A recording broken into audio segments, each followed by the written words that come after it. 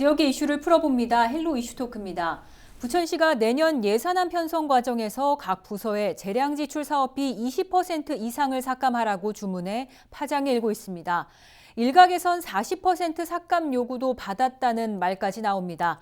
부천시는 지방교부세가 감소했고 복지 예산의 50%를 넘어섰기 때문이라고 밝혔는데요.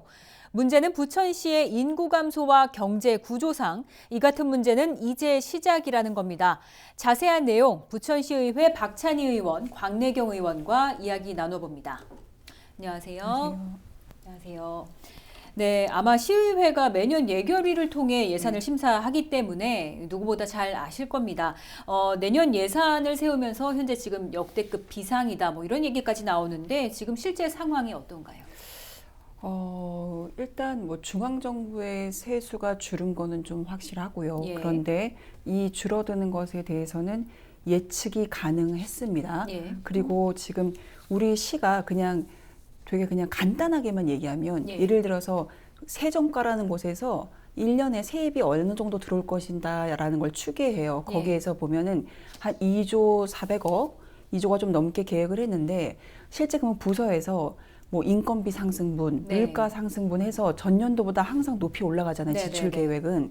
그걸로 들어온 게 2조 3천억이에요. 그럼 아까 들어온다는 돈과 나간다는 돈을 대비해 보면 예. 한 3천억 정도가 부족하게 되는 겁니다. 네. 근데 요거는 아무것도 조정하지 않고 그냥 부서에서 원하는 대로 들어온 거, 그리고 대충의 예측 이런 거를 했을 때인데 지금 이제 오늘 날짜로 이거는 제가 이제 9월 날짜에 통계치로 잡혀 있는 걸 말씀드렸다면 예.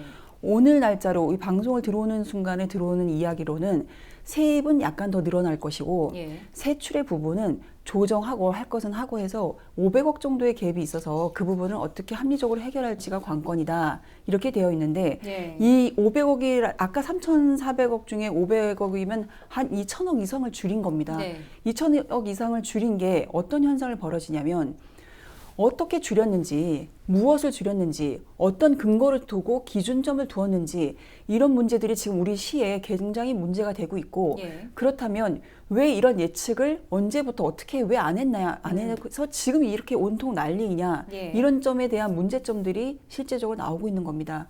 그리고 실제로 살펴보니까 중앙에서 주는 내국세 비율에 우리가 19.24%를 받는 그 지방 교부세는요. 2022년도에 2조 4천억이었어요. 아니 2,400억이었어요. 네. 2,400억에서 23년도에 이미 1,900억대로 떨어졌어요. 예. 그러면 그때 당시 이미 500억이 감소된 겁니다. 네. 그 감소된 부분에서 전년도 대비 올해는 약 50억 수준에만 감소가 됐어요. 네. 그러면 이런 정도의 예측을 가능했다면 계속 중앙정부 탓을 할 것이 아니라 우리 시의 자체 재원은 전년도보다 약 200억 수준의 법인세 등등의 우리 지방세 받는 부분이 한 200억 정도 축소가 됐습니다. 이런 정도는 미리 예측해서 단지 내년에 대한 예산 계획이 아닌 10년, 5년, 3년, 내년 이런 장기, 단기 계획을 구분해서 세웠어야지 마땅하다고 봅니다. 네. 어떤 계획상의 미스와 네. 그 자체가 잘못되지 않았나라는 부분을 지적하지 않을 수가 없을 것 같습니다. 네. 실제로 그런데 이제 조용희 시장도 직접 자료를 공개하기도 네. 했습니다. 인건비를 비롯해서 출연금과 또 민간 위탁금이 매년 증가한 것으로 나타났는데요. 이 구체적으로 좀 어떤 지출인가요? 네, 이제 인건비라 함은 일반적으로 이해하시는 그런 예. 부분에 뭐 공무원이나 공무직 여러 합쳐서 말하는 네네네. 것이 인건비고요. 인건비가 한 작년 대비 200억 정도가 증가했습니다. 예. 이건 자연 상승분이기 때문에 네. 뭐 방법이 없는 상황이고요.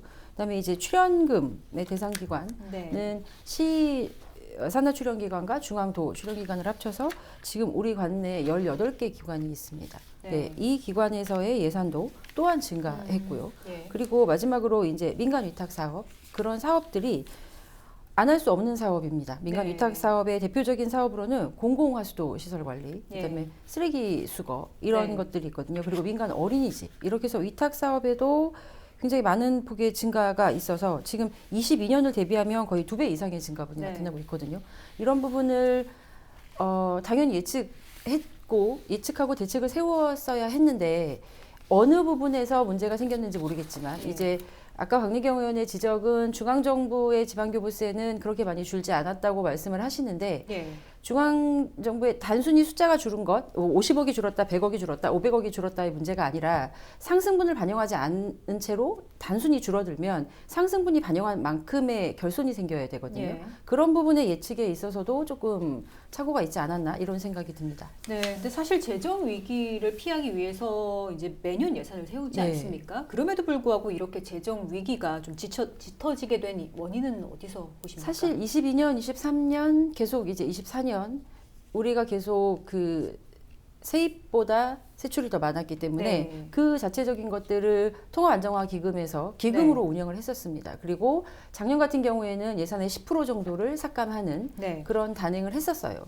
그래서 23년, 24년에 700억, 400억 네. 이런 기금을 사용하고 또 세출을 줄이고 이런 방법으로 이제 근근히 연명을 네. 했는데 올해 같은 경우에는 지방교부세가 단순히 줄었다는 게 문제가 아니라 네. 그러면 어떻게 대안을 세울 것인지에 대한 대책 자체가 없습니다. 부천 같은 경우에는 자립도가 워낙 낮으니까 지방에 의존 성향이 높거든요. 근데 이것은 단순히 부천만의 문제가 아니라 전체 지금 31개 시군구가 다 비슷한 상황인 것 같아요. 예. 지방교부세를 교부받지 않은 단체도 지금 지방교부세를 요청해야 하는 상황에 이르렀다 뭐 이런 이야기들도 들리거든요. 또 다른 지자체 같은 경우에는 거의 모라토리움 수준을 선언해야 할 수도 있다. 이게 그 중앙정부의 의존도가 높은 지자체일수록 이런 현상들이 조금 심화되고 있고 네. 부천은 거기서 자유로울 수 없기 때문에 조금 더 문제가 더 크게 두드러지는 것 같습니다. 네. 부천시 예산 위기에 대해서 지금 이야기를 계속 나눠보고 있는데 부천시에서는 중앙정부에서 내려주는 이 지방교부세 감소와 또 사회복지 예산 증가를 가장 큰 원인으로 좀 꼽았어요. 여기에 대해서는 좀 어떻게 보십니까?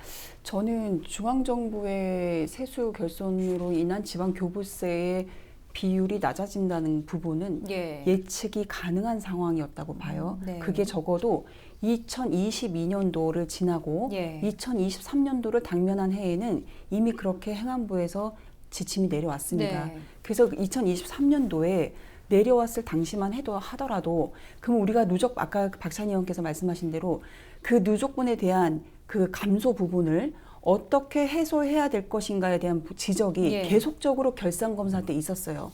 2022년에도 심지어 있었고 2023년 결산검사서에도 분명히 있었습니다. 네. 제가 그래서 다시 확인을 하고 왔는데 뭐라고 써 있냐면요. 재정 상황을 고려하고 세입을 확충하는 방안을 강구하고 낙관적으로 세수 전망을 하지 말아라. 네. 그래서 결국은 적자 예산 편성을 지향해야 할 것이라고 얘기를 한 거예요. 예를 들면 우리 집에 돈이 들어올 게 이번 달에 100만 원이에요. 예. 그러면 다음 달에도 100만 원보다 좀 덜 들어올 수 있다라는 거를 예상을 하고 그 부분에 대해서 그러면 어떻게 생활을 해야 되는지 우리가 긴축 재정을 하는데 네. 지금 부천시의 상황은 어떤 상황이냐면 사회복지 예산은 늘어날 수밖에 없어요. 어르신 인구가 증폭했습니다. 늘어났고요. 그리고 세수는 감소했어요. 돈은 없는데 우리가 더 돈을 써야 되는 복지 쪽의 인구는 늘어났습니다. 예. 그러면 전망이 충분히 가능한 일이었고 그 부분에서는 긴축 재정이라고 하는 거는 올해만 맞춰서 쓰는 게 아니라요. 올해와 내년에 내후년에 벌어질 그 다음 2, 3년, 5년, 10년 아까 말씀드린 네. 대로 그 계획상 안에서 올해가 1,000억이 부족했어요. 2023년도에 1,000억이 부족한다고 예측했습니다. 그러면 2,000억, 1,500억 정도는 우리가 세이브해서 뭔가를 계획을 세워놨어야 되는데 예. 우리는 그 1,000억을 딱 맞춰서 1,000억에 맞춘 계획을 했더라고요. 예, 예. 이거는 제가 들어오면서 확인을 했고 네. 그 1,000억을 다 만약에 하고 또 거기 또 내부 거래까지 했고 지방채도 발행했기 때문에 이자도 들어가야 되고 예. 여러 가지 상황들이 우리가 예측 가능하던 일들을 가늠하지 못했다라는 지점 그리고 그에 대한 대응을 늦게 했다는 지점 그런 지점들이 자꾸 선회가 되기 때문에 그 부분에 대한 문제는 여야를 막론하고 우리 부천시의 당면한 과제라고 생각합니다. 네. 근데 이렇다 보니까 부천시에서는 올해 초에 전체 부서에다가 일률적으로 10%의 예산 삭감을 지시를 했습니다. 근데 최근에 얼마 전에 이제 20% 이상 삭감을 또 지시를 했다고요. 네. 이건 어떻게 된 일입니까? 그러니까 이제 올해 초의 예산이라는 것은 작년에 예산을 수립할 때 일괄적으로 10%, 그러니까 24년 예산이 한 번 정도 수정이 됐었고요. 네. 그리고 이제 일괄 20% 삭감이라는 가이드라인은 전체 금액을 맞추려다 보니 일괄적으로 삭감 지시가 가이드라인의 형식으로 내려간 겁니다. 네. 그러다 보니 이제 혼선이 많았죠. 20%를 줄일 수 없는 부서들도 있잖아요. 그러니까 그렇죠. 그런 부서들에서 예. 목소리가 나오기 시작했고 지금은 조율 작업 중이고요. 예산이라는 것이 의회 이제 편성은 집행부의 권한이 있지만 의회로 넘어와서 의회에서 심의하고 본회의에서 통과되기 전까지는 확정이라고 말씀드릴 수는 없는 거거든요. 네. 그러니까 구체적인 가이드라인을 부서에서 각각의 부서에 전달했고 집행 예산과에서 그리고 그것들을 수정하고 조정하는 과정 중에 많이 삭감된 부서 그리고 이제 이게 사업을 줄이다 보니 시 자체 사업을 줄여야 되는 상황이 됐거든요. 시 자체 재원으로 운영하는 사업들은 대부분 직접적으로 시민들과 예. 연결이 돼 있는 사업들이에요. 예, 예. 이런 사업들이 예산이 삭감되다 보니 현장에서의 목소리가 점점 커지고 그런 목소리들이 또 다시 반영돼서 다른 예산의 폭이 삭감 폭이 좀 줄어든다거나 이런 예. 조정을 지금 하고 있는 상황입니다. 강혜경 의원 지적대로 예측할 수 있었는데 낙관적으로 전망했던 건 맞는 것 같아요. 그리고 중기지방 재정 계획의 대부분이 이제 영상단지나 이런 굵직굵직한 것들에 대한 세수 확보를 예. 계획했던 것 같은데 그런 것들에 이게 이제 한 곳이 막히면서 네. 다른 곳으로 돌파구가 생겨야 하는데 그걸 조금 그러지 찾기가 못했다. 쉽지 않은 상황인 네. 것 같습니다. 그런데 이제 시장이 나서서 이렇게 재정 상황을 네. 밝히는 게 흔한 일은 아닌데요. 네, 네. 그만큼 좀 상황이 심각하다고 보는 건가요? 그런 것 같습니다. 이제 네. 그 열린 소리마당에 보면 네. 굉장히 걱정스러운 이야기들이 많았고요. 월급만 받아야 하나요? 뭐 이런 아. 이야기들이 많았습니다. 예, 이렇게 예. 그런 불신과 우려들이 있었는데 주문을 했습니다. 그 명확하게 상황을 공유하고 공무원들과 함께 어쨌든 극복할 수 있는 방법을 찾아야 하지 않겠냐. 그것이 계속 숨기고 있거나 쉬쉬한다고 될 일은 아니다라는 생각이 있었는데 뭐 마침 시장이 그런 글을 그 소통마당에 게시를 했고요. 예. 인정했고 그렇지만 그렇다고 해서 아무것도 안 할 수 있거나 뭐 손을 놓고 있을 수 있는 상황은 그렇죠. 아니니 예. 막연한 불안이나 걱정을 좀 잠식시키고 방법을 찾을 테니 함께하자 이런 메시지를 전달한 것으로 알고 있습니다. 네, 근데 이런 예산 삭감이나 뭐 사업, 예산 삭감은 또 사업이나 정책을 축소하는 것과 마찬가지인데요. 사업에 따라 경중이 있을 텐데 이렇게 조금 일률적으로 사업 축소를 지시하는 게 맞을까요? 저는 일단 먼저 하나를 짚고 가자면 예. 시장이 인정하고 공개한 것은 시민들에게 한 것이 아닙니다. 그 열린 소리 마당이라고 하는 네. 공무원들이 자유롭게 의사개진을 하는 사이트가 있거든요. 내부 공무원들 사이트. 내부 예, 사이트. 네. 거기에 공무원들의 원성이 많았습니다. 예. 어떤 기준이나 근거를 가지고 예산을 삭감해야 되는데 네. 너네 무조건 몇 프로를 삭감해와 지금 말씀하신 일률적으로 몇 프로를 삭감해와 하니까 우리도 공무원인데 우리도 알 권리가 있고 이런 예측은 미리 했어야 되지 않냐 이런 원성들이 있고 거기서 내부에 시끄럽다 보니 시장이 그거에 대한 의견을 개진한 겁니다. 네. 그리고 그것은 공개되지 않는 사이트이기 때문에 시민들은 네네. 볼 수 없고 그게 언론화되었기 때문에 우리가 알게 된 것입니다. 네. 그러니까 아직 시민들에게 공고히 하지 않았습니다. 네네. 이 지점은 분명히 하고요. 그리고 두 번째로 질문에 일률적이라고 하신 그 자체가 예. 사실은 이 성립할 수 없는 이야기거든요. 특히 예산이라고 하는 것은 예. 사업을 평가를 해야 되는 거고요. 그 사업이 맞는지 안 맞는지 우리 시에 필요한지 필요하지 않은지 그리고 이렇게까지 예산을 들여서 할 사업인지 타 시군과의 사례는 어떤지 그리고 시민들에게 용이한지 여러 가지들을 분석하고 1년 내내 평가해도 부족한 일이에요. 예. 그 평가에 따라서 그 기준점들을 제시해서 그 뭐 예를 들어서 1, 2, 3, 4, 5 중에 5가 필요 없다고 판단되면 예. 그러면 5인 사업은 일몰한다. 5인 사업 중에 축소한다. 뭐 이런 기준점들을 제시했어야 되는데 예. 그 지점을 제시하지 않았고 제시하지 않은 상황에서의 그냥 일률적으로 20%를 하니 예를 들어 복지국을 얘기해보면 복지국 예산 중에 뭐 이건 그냥 이야기하는 것입니다. 예. 4천억인데 너네 복지국에서 10% 잘라와. 예. 근데 어떤 예산을 자를지는 너네끼리 알아서 정해. 그 전체 예산만 주는 것은 옳지 않거든요. 네. 그러니까 시가 어려울수록 짚고 나가야 되는 지점들을 장기적인 계획 아래서 짚고 갔어야 되는데 그 부분이 하나도 없었다는 지점.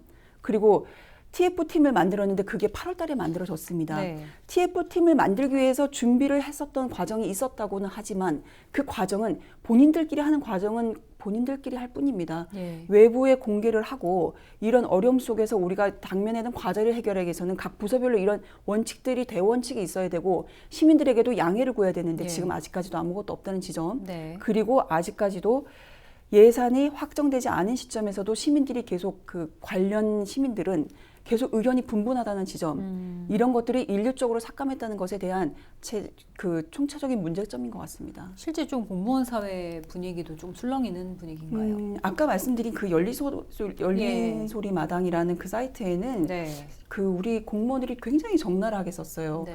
어떻게 우리도 공무원인데 네. 뭐 이렇게 다 잘라버리면 우리는 그냥 가만히 앉아 있으란 얘기냐. 우리는 그러면 할 일을 뭐 우리가 스스로 찾아야 되는데 예산은 예. 하나도 없어요. 그러니까 되게 아주 냉철한 반응들이 많았어요. 그래서 냉소적인 반응들이 많았고 그 부분에 대해서는 사실상은 우리가 같은 공무원들이라면 이 문제점들을 오픈하고 그 문제점을 해결하기 어떻게 뛰어들 것인가를 국장은 국장대로, 네. 과장은 과장대로, 담당자들은 담당자대로 그 논의를 선별해서 할 필요가 있었을 텐데 네. 그러지 못했다는 지점. 그래서 막판에 뭐 여기서 10%도 나오고 20%도 나오고 40%도 나오잖아요. 어떤 게 맞는지 저희는 모르겠습니다. 하지만 어떤 사업은 진짜 실제로 40% 줄었을 수 있을 것 같아요. 지금 뭐 예를 들면 친환경 급식을 잘라서 난리가 났어요. 난리가 나니까 다시 반영이 됐어요. 그러니까 이런 형태로 계속 예산을 책정하고 예산을 자르고 한다는 지점은 많은 문제가 있는 것 같고요. 네. 급하다 보니까 가장 손쉽게 손대는 것이 뭐냐면 인건비입니다. 인건비가 상승분이 있고 인건비에 따라 사업을 평가하는 것이 아니라 사업을 잘라야 되니까 인건비가 잘라되는 거예요. 그러니까 이런 지점들은 굉장히 지금 문제가 많다고 보고요. 이걸 어떻게 해소해야 될지 사실은 참 대안이 없습니다. 지금 당장요. 네. 그리고 앞서 좀 언급을 한 것처럼 사실 복지 관련 예산이 50%를 넘기 때문에 사실상 이 시장이 계획한 정책들을 앞으로 펼치기에는 좀 쉽지 않아 보입니다. 당장 내년 사업에 또 지장이 있을 수 있잖아요. 어떤 사업들이 가장 먼저 영향을 받게 될까요? 지금 무특정한 사업을 지칭해서 이 사업이 예산이 삭감됐다라고 말씀드릴 수 없는 이유는 아직 의결하지 않았거든요. 그렇죠. 예. 심의하지 않았습니다. 네. 각각의 상임위에서 저희 의회에서 이제 심의할 것인데 어떤 사업을 자르게 될지는 모르겠지만 예. 복지 예산의 그러니까 52%가 복지 예산인데 예. 그 중에 상당 부분은 중앙과 도의 사업으로 연결되어 있는 사업들입니다. 그러니까 예. 시 자체 재원으로 운영했던 사업에 대한 축소가 불가피한 사항이에요. 어쩔 수 없지 않습니까? 돈이 없으면 쓸 예. 돈을 줄여야 하는 게 너무 당연한 이치인데 이제 그 부분이 계속 시행이 됐던 사업이 전면 뭐 일몰되거나 예. 사업자의 뭐 대상이 좀 줄어들거나 예. 이런 형식으로 운영을 해야 되는 것이고 지금은 올해는 못한다고 해서 이 사업을 과연 일몰할 것인가 이것에 대한 정확한 가이드라인도 강혜경 의원 지적한 대로 없습니다. 그러니까 일몰인지 중단인지 내지는 사업 축소인지 이런 것들에 대한 것을 올해 어떻게 운영할 건지 판단을 보고 그 결과에 따라 달라져야 할 것 같습니다. 아까 그 친환경급식을 예로 드셨는데 이게 이제 그렇게 했다가 살렸다라는 단점이 있기도 하지만 또 다시 말하면 바꿔 생각하면 그래서 시민들의 요구가 높아지는 사업은 다시 또 계속 유지할 수 있는 그런 상황이 될 수도 있거든요. 그래서 예산이 삭감됐다라는 표현은 정확하지 않잖아요. 저희가 아직 예산을 심의하지 않았기 때문에 그래서 계속 조정 중이고 그런데 거기에 명확한 기준과 누구나 납득할 수 있는 근거가 제시돼야 한다는 것에는 동의합니다. 네. 사실 아직 뭐 차질을 받게 되는 사업들도 정확히 알 수 없는 상황이긴 한데 향후에 이제 시의회 예산이 올라오면 꼼꼼하게 좀 심사를 하실 텐데요.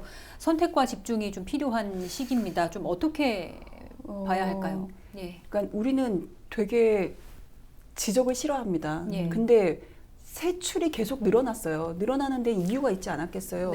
불필요한 사업들이라 하더라도 관습적으로 정해진 예산들에 대해서 자르지 않았던 거예요. 그리고 돌아보라고 그렇게 이야기했는데 돌아보지 않았던 부분들이 출연 기간에 이미 90%가 인건비고 10%가 사업비였단 말이에요. 그러면 출연 기간에 대한 이제 어느 정도의 당면한 과제들을 해결하기 위해서는 구조조정이 필요하지 않을 수가 없다라는 지적을 계속 했었고 두 번째는 이미 썼어요. 스마트 시티라는 어떤 명분상의 사업들이 한 700억, 800억 덤펑덤펑 나갔고요. 다 아시잖아요. 광역동이라는 예산, 다시 일반동으로 전환하는 예산, 이것들이 추정할 수 없는 정도, 저희가 300억 이상은 다 잡았지만 한 500억 정도의 그런 광역동으로 흘러나갔던 돈들 다 썼습니다. 썼으니까 세출이 자꾸 나가는 거고 세입이 부족했던 거잖아요.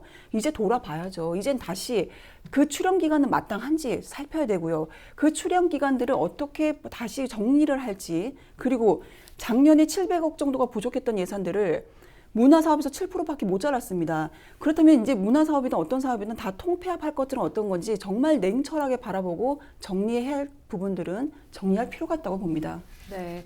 그렇다면 이제 세수 확보도 중요한 문제인데 네. 좀 어떤 대책이 필요하다고 보십니까? 뭐 단기, 장기 계획으로 나눠서 볼 수 있을 것 같습니다. 단기 계획으로는 우선 그 세입을 좀 걷는 것에 충실해야 됩니다. 결손분이 많거든요. 결손분에 대해서 징수과나 유관 부서에서 조금 더 노력을 해야 하고, 그리고 공유재산을 좀 활용해서 매각하거나 다른 방법으로 좀 세수를 확보해야 하고요. 장기적으로는 대장신도시나 첨단 산업도시를 유치를 통해서 온세미컨덕트나 SK 그린테크 이노베이션 같은 것을 좀 해서 그것들이 시에 발전적으로 재정에 도움이 될 수 있는 방법을 좀 구체적으로 찾았으면 좋겠습니다. 네, 알겠습니다. 오늘 두 분 말씀 여기까지 듣도록 하겠습니다.